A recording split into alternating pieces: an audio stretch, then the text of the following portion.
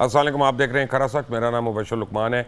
खबर आपको पता है, और एक खबर यह है कि असम्बलियाँ अब नहीं रहीं, वफाकी वज़रा घर जा चुके हैं, सिर्फ वज़ीर आज़म पाकिस्तान रहे हैं और वो तब तक हैं जब तक नए वज़ीर आज़म आकर अपने ओहदे का हलफ नहीं उठा लेते। नए वज़ीर आज़म कौन होंगे ये अभी नहीं किसी को पता।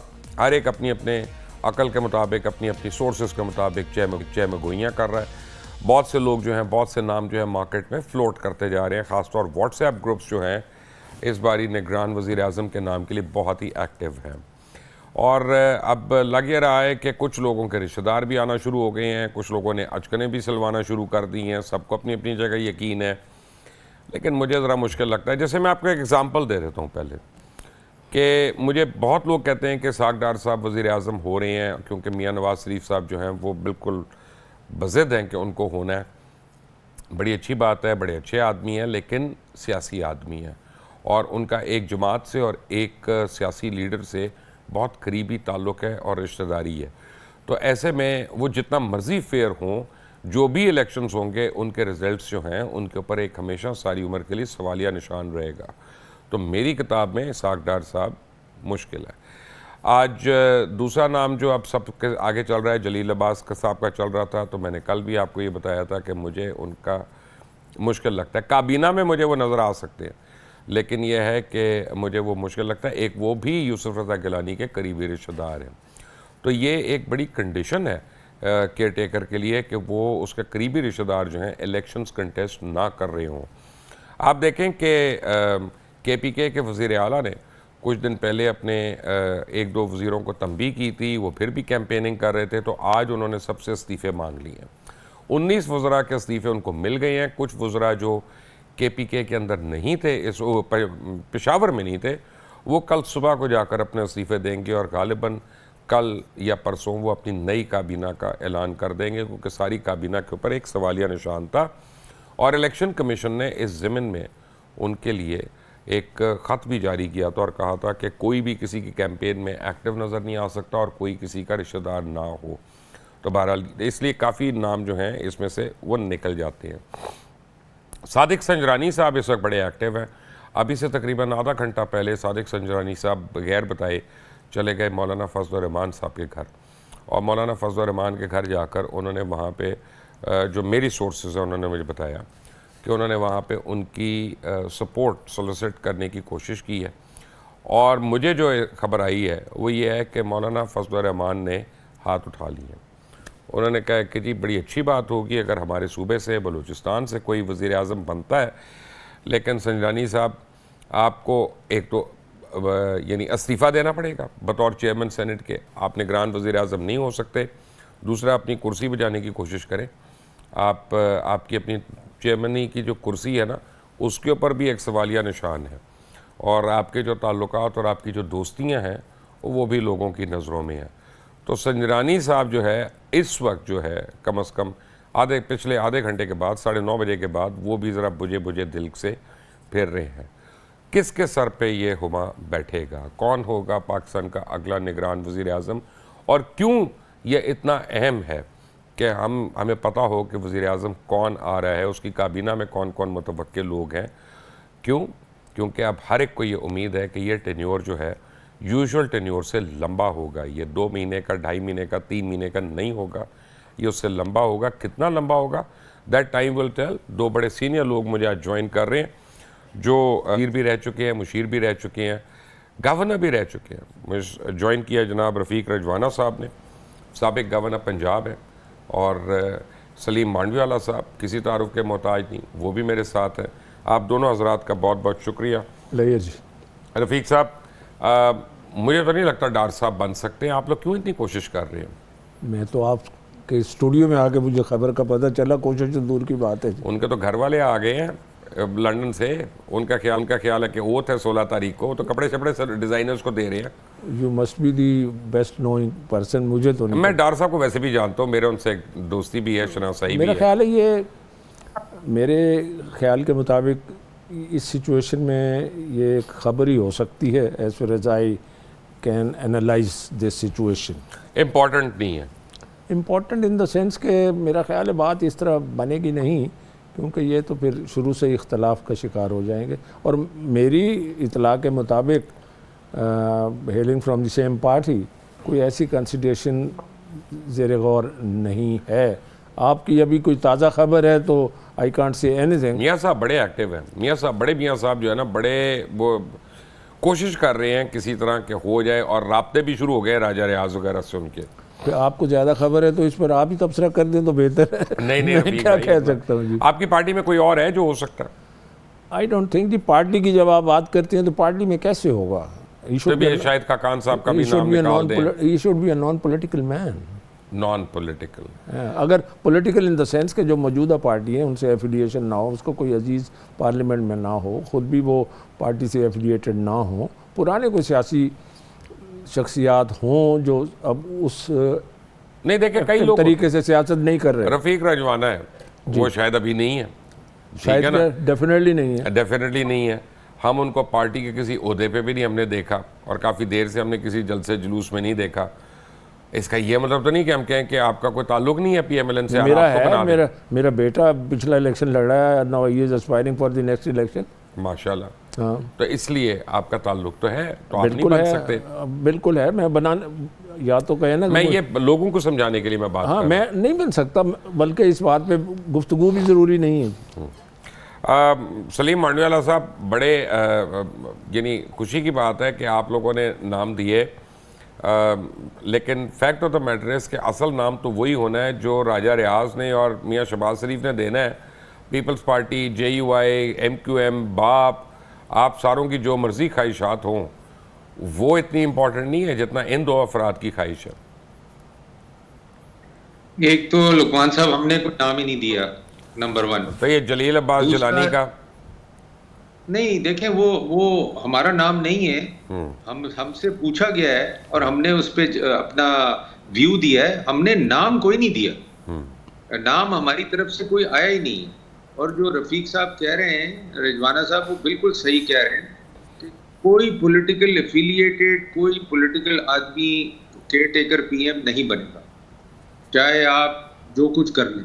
Because the whole idea of caretaker is that it should be a neutral person, and anybody affiliated now, previously, or even in this government cannot become the caretaker. तो ऐसा तो हो सकता है कि जो टेक्नोक्रेट हो लेकिन पॉलिटिकल गवर्नमेंट के साथ रहा हो, चाहे नहीं, I don't think so। ऐसा भी कोई नहीं होगा, ऐसा भी कोई नहीं होगा, नहीं होगा। तो भाई कौन रह गया? कोई जज रिटायर्ड लेके आएंगे कि जर्नल रिटायर्ड लेके आएंगे?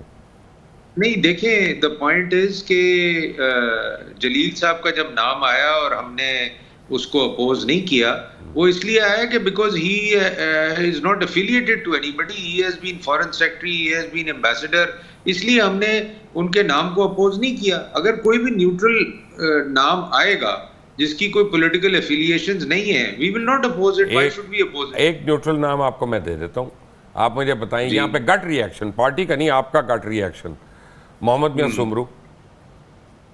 सर वो तो देखें, सॉरी, वो तो पॉलिटिक्स में रह चुके हैं, इलेक्शन लड़ चुके हैं, पार्टियों के प्लेटफॉर्म पे इलेक्शन लड़ चुके हैं। How can you say that he is neutral?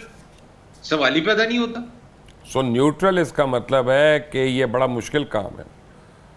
नहीं, neutral has to be somebody who is not affiliated in politics. तो फिर राजा पार्ट ऑफ एनी पॉलिटिक्स, राजा साहब ने आज सादिक साहब का नाम कैसे दे दिया? सर राजा साहब जो भी नाम दें, उनकी मर्जी है। मैं ये नहीं कह रहा, मैं तो आपको सिर्फ अपना पॉइंट ऑफ व्यू दे रहा हूँ। He can give any name, वो जो बाइडेन का भी नाम दे सकते हैं। तो वो तो मतलब I mean that is not my outlook what name he gives. But मैं तो सिर्फ आपको जो अपना रफीक साहब ने भी, रिजवाना साहब ने भी जो बात की है वो बिल्कुल सही की। रिजवाना साहब, फिर किस टाइप के लोग, आप मुझे नाम लेके बताएं ताकि मैं कोई वाइल्ड गेस वर्क करूं आपके जहन में आते हैं जो बन सकते हैं। मुबश्शिर साहब, एक तो मैं आपसे गुजारिश करूंगा कि न्यूट्रल की बजाय आप गैर जानिबदार लफ्ज़ इस्तेमाल करें। ये बिल्कुल बिल्कुल उसकी वजह यह है कि ये लफ्ज़ इतना अच्छा लफ्ज़ है और इसको इतना मेलाइन कर दिया वो गया। तहरीक इंसाफ मैं ने उसकी किया, तरफ उसको नहीं serious जाता, मत मैं लें। जस्ट उसको सीरियस मत लें आप। जस्ट सिंबॉलिकली मैं आपको कह रहा हूँ। गैर जानिब नहीं, मैं गैर जानिबदार से एक अच्छा लफ्ज निकाल देता हूँ, जी निकालिए। एपॉलिटिकल। एपॉलिटिकल, देखिए जी एपॉलिटिकल भी सही है। ठीक है, एपॉलिटिकल डजंट मीन कि he should be from a party. नहीं, apolitical is non political. Non political, yes apolitical ठीक है। तो फिर शोशा क्यों छोड़ा था सारी जमातों ने कि पॉलिटिशियन होना चाहिए जी? वो देखें जी, शोशा पता नहीं अब छोड़ने वालों ने छोड़ा होगा, उनके पीछे जो रैशनल होगा मेरी नज़र में तो यही है, the person who has some experience of politics but not interested in politics since long and not in future. अच्छा, तो ये शोशा छोड़ने वाले जो ये हर साइड पे खेल रहे हैं ना, वो आप खिला भी तो रहे हैं मुबश्शिर हमारे साहब। आगे नहीं छोड़ते। ये वहाँ पे असेंबली के बाहर ही छोड़े थे। बट एनीवे, आपके ख्याल में मुझे कोई एग्जांपल दें एक नाम की। एक तो हो गया मुबश्शिर लुकमान, उसके अलावा कोई नाम बताएं। देखें नाम तो बहुत से हैं मगर मेरे नाम देने का फ़ायदा नहीं है, ठीक है ना। ऐसे ही आ जाएगा तो I am nobody to, नहीं, आई एम नो बडी। जैसे मैं तो देखें एक स्केच दे सकता हूँ ना, as I have already said. अच्छा, एक मैं नाम देता हूँ जिसको आप तो फौरन ना कर देंगे ना, जो मर्जी हो जाए। आपने कहना ये नाम लिया कैसे तुमने, तुम्हारी हिम्मत कैसे हुई, मैं बॉयकॉट कर रहा हूँ प्रोग्राम का। सुनूंगा तो फिर ना यहाँ मैं कहता हूँ जी जस्टिस आसिफ सईद खोसा को बना लें। बनाने की बात है ना, मेरे बनाने में बस नहीं, मैं वैसे एक राय, यानी आप एग्री ना करें वो ठीक है। मैं बताता हूँ, आपने नाम लिया है ना तो उसको मैं वजाहत में इसलिए नहीं जाता, he is my personal friend also number 1, मगर बात यह है कि उनके बारे में बहुत कुछ क्वेश्चन मार्क्स। लेकिन अगर ओहदे पे आप लेते हैं सिर्फ और उनका नाम ना हो, कोई भी हो, जस्टिस XYZ, जब गैर जानिबदार या ए पॉलिटिकल की बात हुई है तो फिर उसके माजी में झांकना पड़ेगा, कोई भी हो, ठीक है। उसके माजी में कोई ऐसा वाकया या ऐसा इंसिडेंट ना हुआ हो या ऐसा कोई काम ना हो जिस पर कोई उंगली उठाई जा सके। मांडेवाला साहब, मेरी आपसे 2 दिन पहले फ़ोन पे बात हो रही थी, अगर आप इजाज़त दें तो मैं उसका हवाला दे दूं। दे दें सर। आपको मैंने कहा था कि ये इलेक्शन कमीशन डिसाइड करेगा, आपने कहा नहीं, मेरा नहीं ख्याल, मेरा ख्याल है कि प्राइम मिनिस्टर खुद अनाउंस करना चाहेंगे और अगले 1-2 दिन में हो जाएगा ये। अभी भी आपको लग रहा है कि प्राइम मिनिस्टर अनाउंस कर सकते हैं कल या परसों?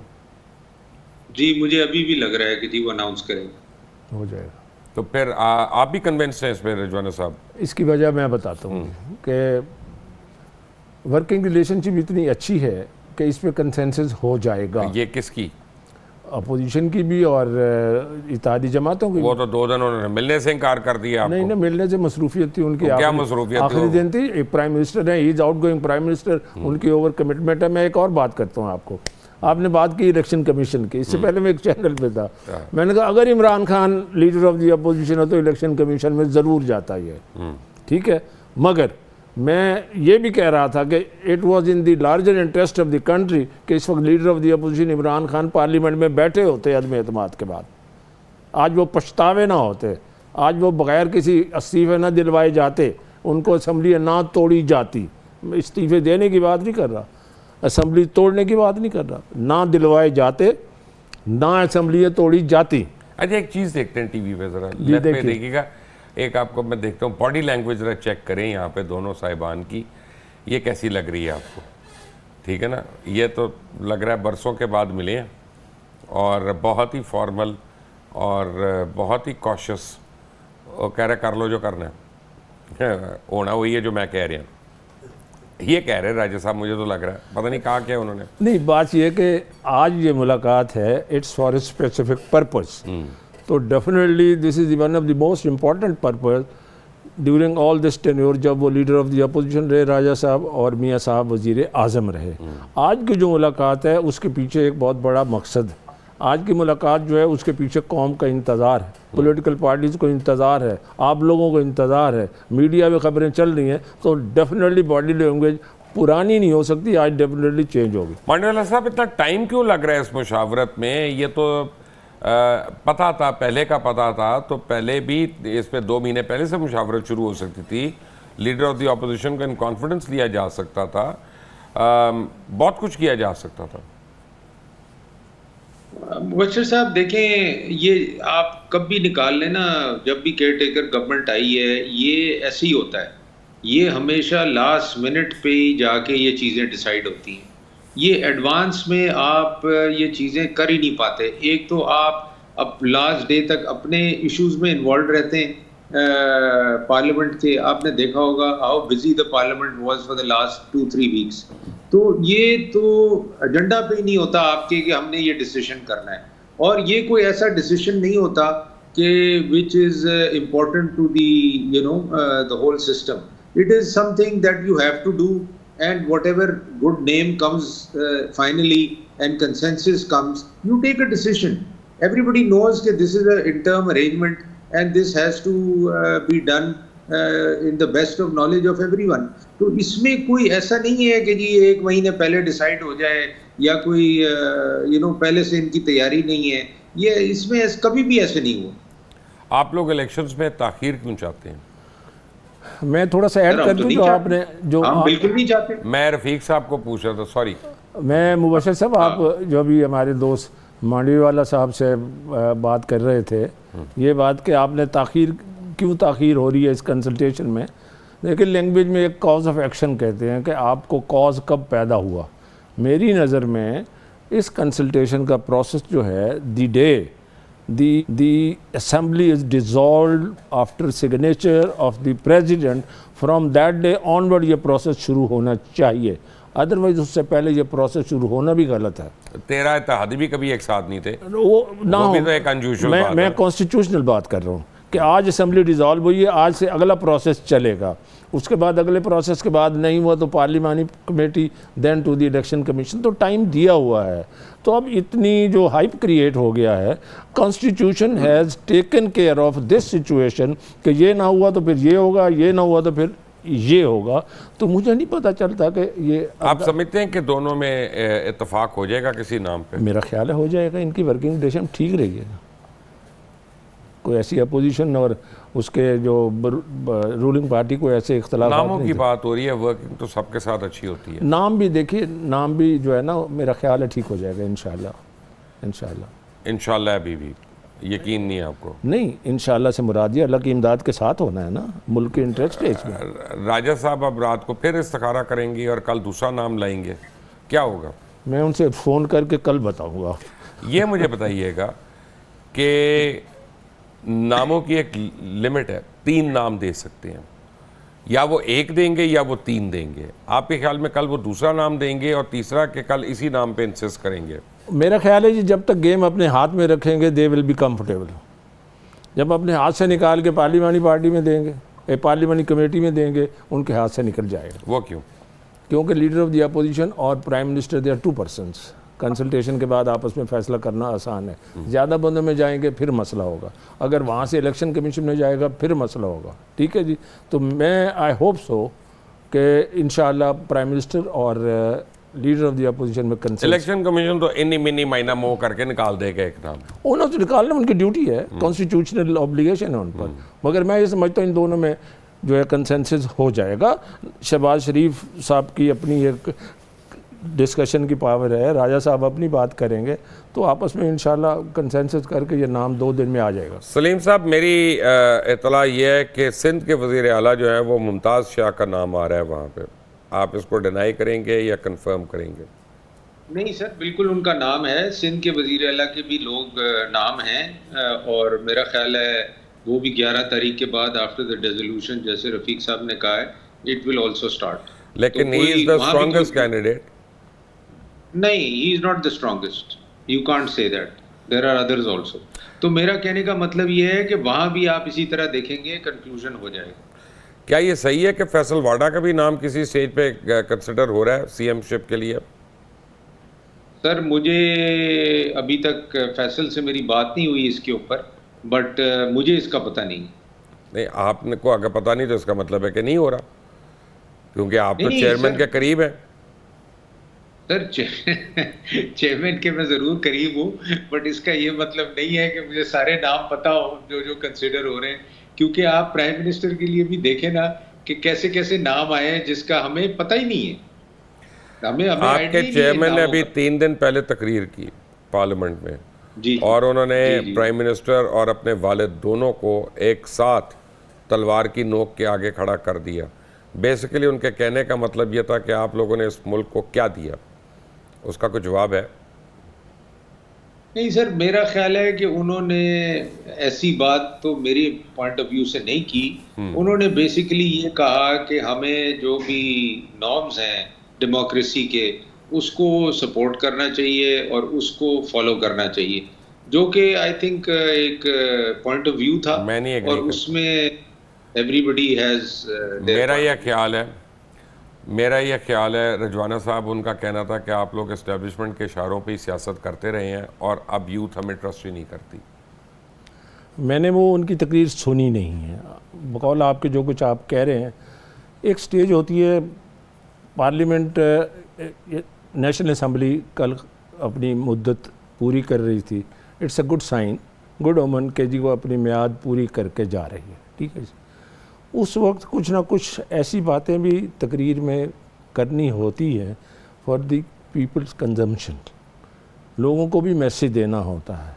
जब आप हुकूमत में होते हैं तो हर वक्त हुकूमत की अच्छाई तो करते हैं। शायद खाकान अब्बासी ने क्या मैसेज दिया कह के कि बदतरीन पार्लियामेंट है ये? शायद खाकान का अपना व्यू है। आपके ख्याल में उन्होंने ये क्यों कहा? एज अ ओल्ड पार्लियामेंट वो तो अपना रेफरेंस दे रहे थे पिछले 3-3.5 साल का वो, और 16 महीने में जो कुछ उन्होंने देखा उसके बारे में बात कर रहे थे। Obviously. He is a politician, he is a season politician, तो ये कहना चाहिए, इसमें कोई अचंभे की बात नहीं है। अगर आप पार्लियामेंट में खड़े होकर कोई ऐसी बातें करते हैं जिसमें इस्लाह का पहलू निकलता है, जिसमें कोई ऐसा एहसास शर्मिंदगी होता तो है। अब किस बात पे एहसास शर्मिंदगी है? देखें, आवाम की तरफ जाएं, आवाम को देखें जो रिसीविंग एंड पे हैं, आवाम को कुछ नहीं मिला। अवाम को तो नहीं देख रहे आप लोग। सलीम मांडवियाला साहब, मैं सब आपको बताता हूँ कि परसों रात को जो डिनर का मेन्यू था वो देखकर मुझे शर्म आ गई है। मुझे इसलिए नहीं कि मैं कोई नॉर्मल डिनर के मेन्यूज़ को देखता हूँ या बात करता हूँ, लेकिन अवाम को कहा जा रहा है कुर्बानी दें और उधर जो है वो 28 किस्म के खाने हो जाएं, तो ये तो ज़रा जुल्म नहीं है? सर, वो शहबाज शरीफ साहब को शौक है खाने का, ये कोई हमारी डिमांड नहीं होती कि इतने 28 का। हम तो वन डिश के आदी हैं और वन डिश पे ही रहते हैं, तो ये तो उनको शौक है खाने का, अब हम क्या कर सकते हैं। यानी वो पेट से सोचते हैं आपका? मांडवीवाला साहब, ये रफीक आखिरी खाना था तो यादगार खाना होना चाहिए। यादगार क्या? उसके बाद को मरने जा रहे हैं, क्या हो रहा है? नहीं, आखिरी खाने से मुराद है पार्लियामेंट का मुफ्त का खाना आखिरी था उनका। मुफ्त की बात नहीं है, ये एक सिंबॉलिक होता है, रिस्पेक्ट है, ऑनर नहीं है। सर, सिंबॉलिक अपना तो व्हाइट हाउस से भी ऐसा नहीं होता। अब मुझे नहीं पता उन्होंने अपनी जेब से दिया या सरकार से दिया। अपनी जेब से कैसे देंगे? उनके मैं तो असासी मैं ही तो नहीं आपको दोनों बातें कर रहा हूँ। इतने असासी ही नहीं उनके, जो गोशवारे हैं उसके हिसाब से तो नहीं दे सकते वो। असासों से नहीं, आमदनी से लोग देते हैं। उनकी आमदनी तो 2.25 लाख रुपए असर महीने की, हाँ, तो उसमें उसे कहाँ देंगे वो? जो डायरेक्टर होते हैं, शेयर होल्डर होते हैं, उनका ऐसे ही होता है। जी जी मांडवी साहब, हर आदमी का शौक होता है। शहबाज शरीफ साहब को खाने पीने का शौक है, तो आप इतना बेनिफिट ऑफ डाउट उनको दे दें। आप अपना ये क्या ताना दे रहे हैं मांडवियाला साहब के खाने पीने का शौक है? यानी वो खा गए मुल्क को, ये कहना चाह रहे हैं आप? सर, वो जब खुद भी खाना खिलाते हैं ना तो इसी तरह खिलाते हैं। मेरा कहने का मतलब ये है कि आप अगर उनके साथ कभी खाना खाएं, मेहमान नवाज है। आपको पता है मांडवियाला साहब क्या करते हैं? ऐसे ही खाना खिलाते हैं। मांडवियाला साहब ने किसी को भुगताना हो ना 5-7 लोगों को, तो देखते हैं सिनेमा में सीटें कितनी खाली हैं, उनको फिल्म दिखा देते हैं, चाहे उन्होंने देख रही हो या ना देख रही। हम भी देखते रहे, हम भी देखते रहे। कहते हैं यार तुम्हें फिल्म दिखाते हैं, बड़ी हिट हुई थी ये। नहीं, मांडवी साहब वाला तो हमारे जाती दोस्त हैं, भाई हैं, ग्रेट रिगार्ड। हमने बहुत अच्छा वक्त 2 दफ़ा सेनेट में पास किया। सलीम मांडवियाला और रफीक रजवाना मेरे साथ ही हैं। एक break. Welcome back from the break. Rafiq Rajwana, साबिक गवर्नर पंजाब, सलीम मांडवियाला, साबिक डिप्टी चेयरमैन सेनेट, ये दोनों मेरे साथ हैं। अगर एक लम्हे के लिए हम ले लेते हैं कि जी संजानी साहब जो है वो बन रहे हैं प्राइम मिनिस्टर, मान गए हैं सारे कल उस पर, तो क्या उनको चेयरमैन सेनेट के ओहदे से इस्तीफा देना पड़ेगा? देखिए, मेरा पर्सनल व्यू है, मेरे वो ज़ाती दोस्त हैं, मैं अगर उनके पास बैठा होता तो मेरा मशवरा ये होता है कि चेयरमैन सेनेट को आप ना छोड़ें। एक अरसे के लिए मुस्तकिल ओहदा है। पक्की नौकरी है? नौकरी नहीं है, इलेक्टेड है। नौकरी है ना, या मुराद तो बड़ी है ना। नहीं, देखिए वो नौकरी तो हम तो सियासतदान कहते हैं कि हम आवाम की खिदमत करते हैं। कहने को क्या है सर, हमें कौन सा यकीन आ जाता है? आप कहते रहे जो कहना है, हमें तो नहीं यकीन। तो वो चेयरमैन सेनेट अगर उनको बनाया जाता है, मफरूज़े हैं ना, 3-4 दिन से मफरूज़ों पे काम कर रहे हैं, माशाल्लाह, बड़ी अच्छी बात है। तो मैं ये समझता हूँ कि वो फिर चेयरमैन सेनेट का इलेक्शन होगा। पहले भी आपको पता है कितनी पोलराइजेशन है सियासत में, एक नई बहस छिड़ जाएगी, एक नया इलेक्शन। इसलिए इलेक्शन डिले कराना चाह रहे हैं ना आप लोग? नहीं, आप देखें ना, अब तो बात कर रहे हैं हम सेनेट के चेयरमैन की। कोई भी इलेक्शन नहीं, आप वो घेर के फिर मुझे लाएंगे तो मैं उस पर बाद में आऊँगा। ओके। हाँ, तो इलेक्शन की बात नहीं कर रहा, हमारा तो काम ही नहीं है, इलेक्शन कमीशन का काम है। अब तो पार्लियामेंट भी नहीं है, नंबर 1। नंबर 2, अब तो प्राइम मिनिस्टर ही नहीं है, हमारा तो अब ताल्लुक नहीं है। We are almost, we are stranger. आप मासूम है कि वाकई नेक आदमी है? नहीं, मासूम और नेक की बात नहीं कर रहा, बात ये है कि constitutionally we are stranger now to the system. तो 2 महीने पहले क्यों नहीं आपने हल्का बंदियां शुरू करा दी थी? या वो इलेक्शन कमीशन का काम है। एक सेकंड, आप कह रहे थे उनको डिलिमिटेशन उनका काम है। फैसला तो आपने किया ना अभी? डिलिमिटेशन उनका काम है। फैसला काबीना अच्छा ने जी, कब मैं किया? कहता हूँ फर्ज किया या कह लिया या नहीं कह लिया, इंस्टेड ऑफ 60 डेज 90 डेज तो ये हो गए 1 महीना या 2 महीने, सपोज आगे भी हो जाए, तो मैं नहीं समझता उसमें कोई मजायका है। But I support the election to be held within 90 days as a student. अच्छी बातें आप कर रहे हैं, अच्छी बातें करनी चाहिए, अच्छी सोच। और 90 डेज तो उमरता बंदयाल ने खत्म कर दिए थे, जब उन्होंने वो मई की तारीख दी थी वो भी 90 डेज क्रॉस करके दी थी। वो उसकी एक लंबी कहानी है। तो वो तो अब 90 डेज की तो वैल्यू नहीं है। नहीं जी, वो 90 डेज से पहले मैंने तो कहा था कि इसको भी चैलेंज करेंगे, जो असम्बलियाँ सूबाई तोड़ी हैं वो बदनीयती पर मबनी हैं, वो कॉन्स्टिट्यूशनली नहीं तोड़ी गई, बदयांती पे भी है। हाँ, येस ऑफ कोर्स। उधर से प्राइम मिनिस्टर कह रहा है मैं असम्बलियाँ तोड़ दूंगा, उधर से चीफ मिनिस्टर कह रहा है जी 1 मिनट में तोड़ देंगे। तो कॉन्स्टिट्यूशनल पावर डिस्क्रेशन कैसे एक्सरसाइज वो है कहाँ आजकल? कौन? वो चीफ मिनिस्टर जो था उस वक्त, वो चीफ मिनिस्टर जो था, हाँ। टीवी पे देखते हैं, वो मेरा ख्याल है किसी जेल में है। किन किन जराइम में? पता नहीं, मैं आज कोई सुन रहा था, कोई एक तो उनका कोई रिंग रोड का है करप्शन का, पता नहीं क्या क्या है। मैं बड़े संगीन जराइम है। हाँ, मैं तफसील में नहीं गया, क्योंकि मेरी एक नेचर है, मैं अपने जो पॉलिटिशियन साथी होते हैं चाहे किसी जमात से हों, उनको एहतराम की निगाह से देखता हूँ। बाकी किसी ने गलत काम किया है तो he will face it. You think he will face it? If he has done something wrong, he will And face you it. think he has not done anything wrong? Still, an accused is supposed to be innocent till he is convicted. इस मुल्क में तो conviction होती नहीं, सारे cases आपने माफ करा लिए अभी जाने से पहले। कहाँ माफ करा? आपके सारे केसेस अपने माफ नहीं हुए, लीगली हुए। सुलेमान, वो लीगली की बात करो, माफ ही हो गए। माफ नहीं, लीगली। अब कौन करेगा उनको? लीगली हुए, माफ की बात नहीं है, माफ की बात नहीं है। वो देखे ना, वो छोड़े सर, लीगल सारे अपना यहाँ पे अदालतें जैसा फैसला देती है वो भी हमें पता है। आपका अपना एक परसेप्शन है, मैं अपनी सोच एक कानूनी हवाले से कह रहा हूँ। उनको एक सर माजरत के साथ, जब अदालत ने फैसला देना था उसने आइन को रीराइट कर दिया अभी पकड़ के पंजाब असेंबली के ऊपर। हाँ, 63A में भी रीराइट, उसी की बात कर रहा हूँ। तो मेरा मतलब है कानून और आइन तो छोड़ देना। वो बहुत से ऐसे फैसले हैं जो आप अगर उनको कुरे दें तो बड़े दुख की बात है। गरीब के हक में कभी नहीं होंगे ना, ये प्रॉब्लम है। गरीब को 63A से क्या बेचारे को मतलब? गरीब को किसी भी ए से वो गरीब हाई में कन्वर्ट हो जाती है। गरीब को तो अपनी रोटी से भी जान नहीं छूटती, बिजली के बिल से उसकी खलासी नहीं होती। मांडेवाला साहब, ये फैक्ट है ना कि अभी कीमतें और बढ़नी है, बिजली की भी, पेट्रोल की भी, सब चीज़ों की। सर ये तो डिपेंड करेगा वर्ल्ड मार्केट के ऊपर, how the petroleum prices behave, how overall energy mix behaves. और अगर वो बढ़ेंगी तो जाहिर सी बात है बढ़ेंगी, अगर वो नहीं बढ़ेंगी तो देयर आर गुड चांसेस कि ये इंक्रीज नहीं आएगी। अगर मैं 16 महीने में देखूं तो आप लोगों से डॉलर नहीं कंट्रोल हुआ, फिस्कल डेफिसिट नहीं कंट्रोल हुआ, कर्जे नहीं कंट्रोल हुए, आप लोगों से एक्सपोर्ट्स नहीं बढ़ी, आप लोगों की कोई ऐसी कारकर्दगी नहीं है स्वाए उस बयानिए के कि हम बैंकरप्सी से बच गए। आम आदमी कहता सानू की बैंकरप्ट हो जाते, साड़ी याशी तो नहीं खत्म होनी सी, जो कर रहे हैं याशी उनकी खत्म होनी थी ना। सर वो आम आदमी को समझ नहीं है, अगर आप बैंकरप्ट होते तो आपका डॉलर 1000 रुपए का हो गया होता। तो उसने कौन सा खरीद है? उन्हें रोटी में डॉलर लेता है। आपका इन्फ्लेशन जो भी 40% पे है वो 400% पे चला जाता। तो ये कहने वाली बातें हैं लुकमान साहब, आप समझते हैं इट इज। आपने अर्जेंटीना का हाल देखा, आपने ब्राजील का हाल देखा, आपने दूसरे वेनेजुएला का हाल देखा। जो मुल्क बैंकरप्सी से गुजरे हैं, आप उनकी हिस्ट्री निकालें। ये this is not a joke.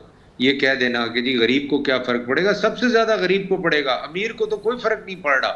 वो क्या करेगा, 10 गाड़ियां चलाता था 9 गाड़ियां चला लेगा।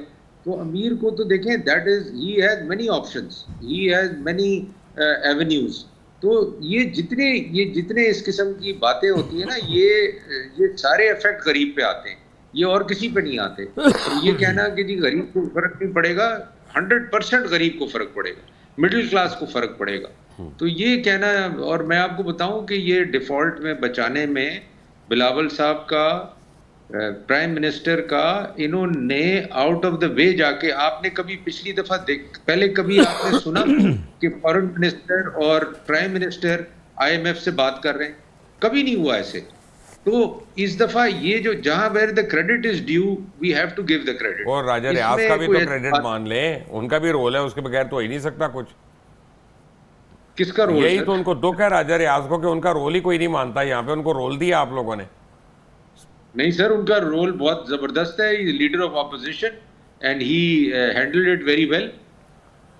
आपने उनको आईनी किरदार का अदा करने का मौका पूरा नहीं दिया। मांडीवाला साहब, जब डिप्टी प्राइम मिनिस्टर आया है चाइना का, तो उनको 12वीं टेबल पे बिठा दिया, हेड टेबल पे नहीं बिठाया आपने, पीएम ने अपने साथ।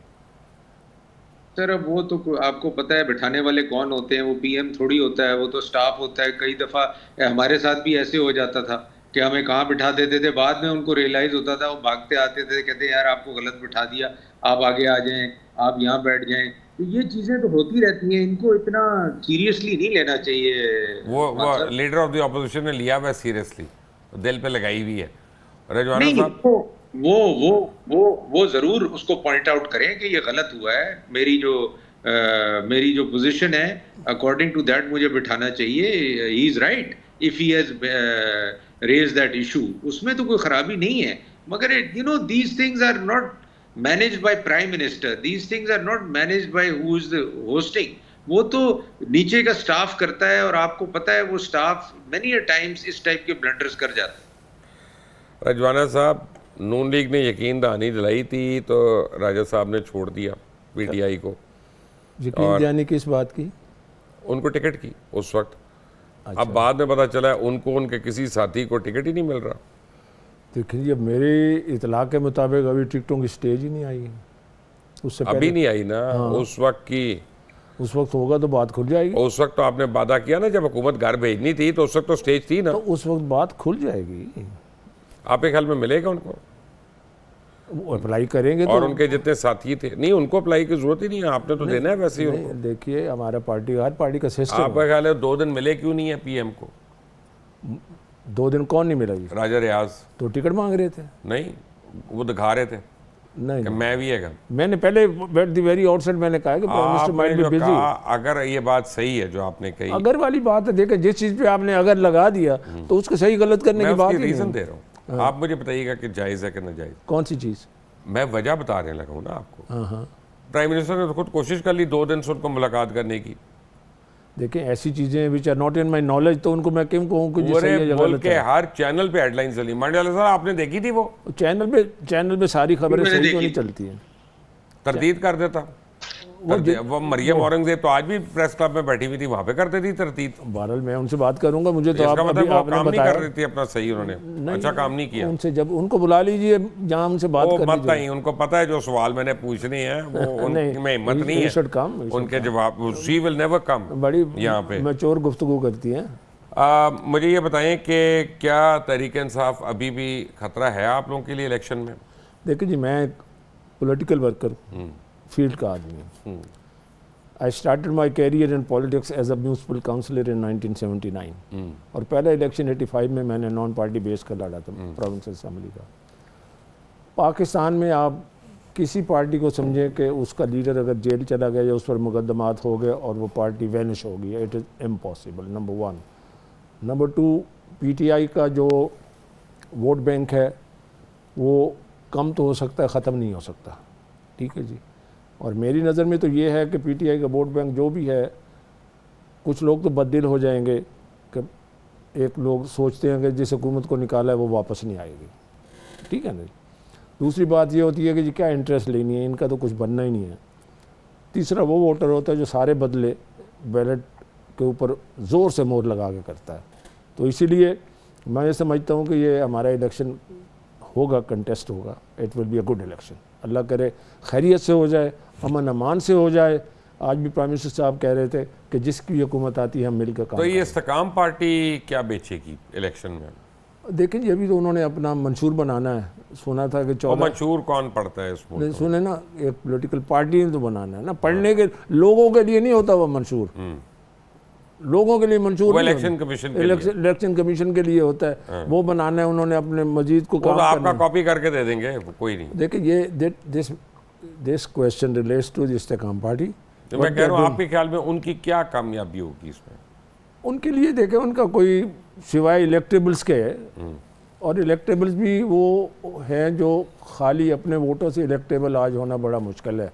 कोई कहीं जगह पे कोई जिसको पंजाबी में टामा टामा कहते हैं वहाँ हो जाए तो हो जाए, otherwise you need a party ticket. और पार्टी की डिवीजन है लोगों में, कोई किसी पार्टी के साथ है, कोई इस्तेकाम पार्टी तो अब बनी है ना। मांडीवाला साहब, आपके ख्याल में इस्तेकाम पार्टी का क्या मुस्तकबिल है? देखिए जी, अब उसमें जो लोग आए हैं वो हैं तो पॉलिटिकल लोग, तो मैं समझता हूँ कि दे विल कंटेस्ट और वो भी अपना जोर लगाएंगे। और अगर वो इलेक्टेबल्स हैं, क्योंकि देखें इंडिपेंडेंट पिछली दफ़ा भी काफ़ी लोग आए थे और इस दफ़ा भी आएंगे मुझे लगता है। तो ये कह देना कि जी क्योंकि नई पार्टी बनी वो है, इंडिपेंडेंट नहीं इसमें है, वो पार्टी है। नहीं नहीं, मैं आपको बता रहा हूँ कि इंडिपेंडेंट लोग जो जीते हैं, कई लोगों ने उस पार्टी को ज्वाइन किया है। तो मैं ये समझता हूँ ये भी एक अजीब हैरान कौन बात है कि जितने इंडिपेंडेंट जीते उनमें बहुत बड़ी अक्सरियत ने सिर्फ एक इंतखाबी निशान यानी जीप के निशान पे इलेक्शन लड़ा था। कुछ ने तो टिकटें ही वापस कर। हाँ, कुछ नहीं। तो ये जो इंडिपेंडेंस का कल्चर है ये है। और मैं समझता हूँ कि काफ़ी लोग जो कि जिनको टिकट नहीं मिलेंगे दूसरी पार्टियों से, वो they will look at other options और वो इन पार्टियों में आएंगे जो कि समझते हैं कि हम इंडिपेंडेंट इलेक्शन जीत सकते हैं। तो वो इन पार्टियों में लोग जाएंगे। और आपने देखा है पीटीआई के काफ़ी लोग गए हैं, दूसरे काफ़ी लोग इस पार्टी में आए हैं। तो लेट्स सी। एमक्यूएम ने जो नाम दिया है कामरान टिसोरी, इसको आप कितनी सीरियस लेते हैं वहां के लिए? सर देखें, नाम मैं तो आपको इसीलिए बता रहा हूँ ना कि हमने तो कोई नाम ही नहीं दिया। नहीं, तो अपना सीएम के लिए। सीएम के लिए वो तो अभी गवर्नर है, तो I don't think he will leave and come as caretaker CM, मुझे नहीं लगता। आपके ख्याल में एमक्यूएम को बेहतर होगा इनका रिजल्ट पिछली बारी से कि कम होगा अगले इलेक्शंस में?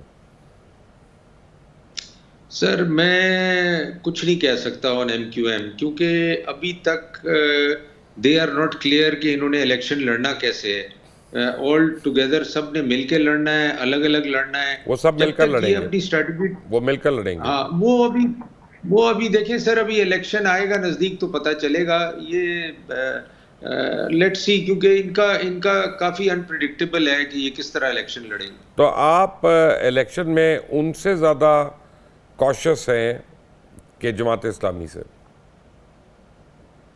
सर देखें, कॉशियस हम इस लिहाज से नहीं है कि हमारी अपनी कॉन्स्टिट्यूंसीज हैं, अपनी वोट बैंक है, तो वो तो हम लड़ेंगे इलेक्शन ऑन एवरी सीट, इसमें तो कोई डाउट ही नहीं।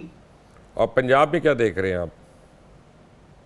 पंजाब में भी हम लड़ेंगे सर, वी नहीं, विल लड़ेंगे नहीं, मैं कंटेस्ट इन आपके पंजाब। ख्याल में सीटें कितनी निकलेंगी? सर ये तो देखें, अब वही जैसे रिजवाना साहब कह रहे हैं कि यू कांट प्रिडिक्ट, ये तो इट ऑल डिपेंड्स। हमें कितने इलेक्टेबल्स मिलते हैं, नून को कितने इलेक्टेबल्स मिलते हैं, इट ऑल आपके डिपेंड्स साथ ऑन द इलेक्शन से इलेक्टेबल। पहले क्या कहते हैं, अजीब अजीब चीज़ें हो रही है ना। जैसे मैं 3 हफ्ते पहले समझता था कि आप बलूचिस्तान स्वीप करेंगे, फिर सडनली जाम कमाल हों या बजिंजो साहब हों, उन्होंने बलूचिस्तान में आप लोगों को छोड़ना शुरू कर दिया। तो वो मैं कहता कि जिन लोगों पे आप एतबार कर रहे हैं, कहीं ऐसा ना हो कि इलेक्शन करीब यहाँ पे भी आपको छोड़ जाए। नहीं सर, वो उन्होंने छोड़ा नहीं है। देखें, वो जो आपको चीज़ पता चली है ना, क्योंकि मेरी खुद उनसे बात भी हुई थी, दे आर डबल माइंडेड कि do they continue with BAP party और do they go into other parties. तो if they still want to continue with BAP party, we are okay. Let them continue, हमें क्या फर्क पड़ता है। तो हमें ये तो वो आए थे, दे केम देमसेल्व्स, कोई हमने तो उनको नहीं बुलाया। तो ये तो अब उनका डिसीजन है। इफ दे डिसाइड के एज बाप party they can win the elections, let them try, हम अपने इलेक्टेबल्स खड़े करेंगे। अच्छा जी, सुप्रीम कोर्ट में कल फैसला आना है, वो रूल्स एंड रेगुलेशंस जो आपका असेंबली में बिल था बेसिकली, अब असेंबली तो है नहीं, काबीना भी नहीं है कि जो उनको रोक सकती है रिजवाना साहब। तो अब ये बताइएगा कि कल अगर कोई एडवर्स फैसले की उम्मीद तो नहीं है आपको? एडवर्स फैसला ज़ाहिरी तौर पर तो किसी फरीक के हक़ में होता है और किसी के एडवर्स होता है, दोनों फरीक तो राज़ी नहीं हो सकते। ठीक है, होना चाहिए कानून और आइन के मुताबिक। तो वो तो छोड़ते ना बात आप। ठीक है, अब मैं तो, आपने बात की है तो मैंने तो अपनी लैंग्वेज में बात करनी है कि व्हाट आई फील। ठीक है जी, मेरी नज़र में उसके जो rational behind that legislation was good. ठीक है जी, अब सिर्फ उसमें इतनी सी बहस है कि क्या उसमें कॉन्स्टिट्यूशनल अमेंडमेंट रिक्वायर्ड थी या उसमें सिंपल लेजिस्लेशन जो हुई है अंडर चैलेंज है वही काफ़ी थी। This is the only question in that. अगर वो लेजिस्लेशन ही थी जो काफ़ी है तो फिर उस लेजिस्लेशन के बाद फिर आइन में तरमीम की गुंजाइश नहीं रहती। इस पर मैं एक लीगल क्वेश्चन आपसे करता हूँ। आर्टिकल 184(3) जिसमें सुओ मोटो पावर है सुप्रीम कोर्ट के पास, जिसके बड़े बड़े लोग शिकार हुए, उसकी अपील नहीं है। ठीक है, मगर है कॉन्स्टिट्यूशनल प्रोविजन। बड़ी ये गौर की बात है, आज तक शायद कहीं ज़ेर बहस नहीं आई। आर्टिकल 199 है, कॉन्स्टिट्यूशनल प्रोविजन है, जिसके तहत हाई कोर्ट में रिट होती है। ऑलमोस्ट इक्वल, आइडेंटिकल है। ठीक है, आर्टिकल 199 जो कॉन्स्टिट्यूशन का है उसमें अपील प्रोवाइडेड है, मगर वो अपील प्रोवाइडेड है लॉ रिफॉर्म्स ऑर्डिनेंस है 1973 का गालबन, उसमें वो लेजिस्लेशन के ज़रिए, not in the constitution, not amendment in the constitution, appeal provide की गई है। तो मैं as a student of law ये समझता हूँ कि अगर आर्टिकल 199 और 184(3) आइडेंटिकल हैं और 199 में अगर सिंपल लेजिस्लेशन से without amending the constitution appeal provided है और उस पर अमल हो रहा है, section 3 of the law reform ordinance के नीचे अपील होती है। ठीक है जी, तो ये लेजिस्लेशन भी आर्टिकल 184(3) के तहत अपील को जो प्रोवाइड किया है, तो इसको मतलब keeping both in juxtaposition both the provision, तो ये लेजिस्लेशन जो है उसको it takes care of that situation. मैं नहीं समझता, ये मेरी इंडिपेंडेंट ओपिनियन है, not any bias at all. कि बड़ी बड़ी आपने मुझे शकील बातें कर दी, नींद आ रही है। मुझे बताएं कल सुप्रीम कोर्ट क्या करेगा आपके ख्याल में? फिर आपको तो नींद आनी नहीं है, मैं अगर आपकी मर्जी मुझे की बताएं ना, आपके ख्याल में क्या करेगा? देखें, हम तो यही कहते हैं कानून जो है ना इंसाफ और आइन के मुताबिक यानी होगा। आपको अभी तक डर लगा हुआ है कि तलवार टंगी हुई है? वो डर, देखें जी, डर कोई हमारे लिए तो नहीं है, डर तो और लोगों के लिए भी है। मांडीवाला साहब, कल क्या हो सकता है? सर देखें, जो भी डिसीजन आए, जैसे रफीक साहब कह रहे हैं, रिजवाना साहब, कि जाहिर सी बात है किसी के अगेंस्ट और किसी के फेवर में तो आना है, किसी के अगेंस्ट और किसी के फेवर में तो आना है। तो लेट द डिसीजन कम, जो भी होगा फिर उसके बाद देखेंगे। अभी 4 जजमेंट्स हैं, डिटेल जजमेंट्स जो आनी है सुप्रीम कोर्ट की। So mister Bandial will have the last laugh. Mister Mandviwalla, short judgments आ चुकी हैं। If he wants to let him. Bandial साहब के रिटायरमेंट के कितने दिन के बाद मियां नवाज शरीफ साहब पाकिस्तान आ सकते हैं? देखें, ये लीगल लैंग्वेज में कहते हैं, सवाल पूछता है ना वकील, तो कहते हैं this is double edge sword. ये मुबशर साहब आपने 2 धारी तलवार चला दी कि बंदयाल साहब के रिटायरमेंट के बाद आम सा सवाल पूछा है। नहीं, हाँ सर, देखें मुबशर साहब, इससे भोलपन और ज़्यादा क्या हो सकता है? बड़ी सादगी है आपकी। बात यह है कि वो इंशाल्लाह अगले महीने आ रहे हैं, आज प्राइम मिनिस्टर साहब ने भी ऐलान कर दिया। रिटायर भी अगले महीने हो रहे हैं। It has nothing to do. देखिए मेरी बात सुने, मैं आपको लीगल बात करता हूँ। फिर भी मियाँ साहब आएंगे, उनकी अपील पेंडिंग है इस्लामाबाद हाई कोर्ट में। ठीक है जी, इसको प्रॉपर टाइम भी लगे, अपील में आएंगे, अपनी बेल मांगेंगे, प्रोटेक्टिव बेल मांगेंगे, जेल में जाना पड़ा, जो भी कॉन्सिक्वेंसेस होंगे, उसके बाद इस अपील की जेल हेयरिंग, जाएंगे? कॉन्सिक्वेंसेस लीगल कह रहा हूँ ना, लीगल कह रहा हूँ ना। दूसरी बात ये है कि इसकी हेयरिंग होगी, इसकी हेयरिंग को टाइम लगेगा। हाई कोर्ट आजकल छुट्टियां हैं, ठीक है, सितंबर तो वैसे ही आ जाना है, ये एक मफरूज़ा है। But he is waiting till the time कि बंदियाल साहब जाएं। बंदियाल साहब बैठे भी रहे, किसी ने आ जाना है और किसी ने चले जाना है। सब ने सितंबर का जाना है, महीना सब जो ने है, जाना है।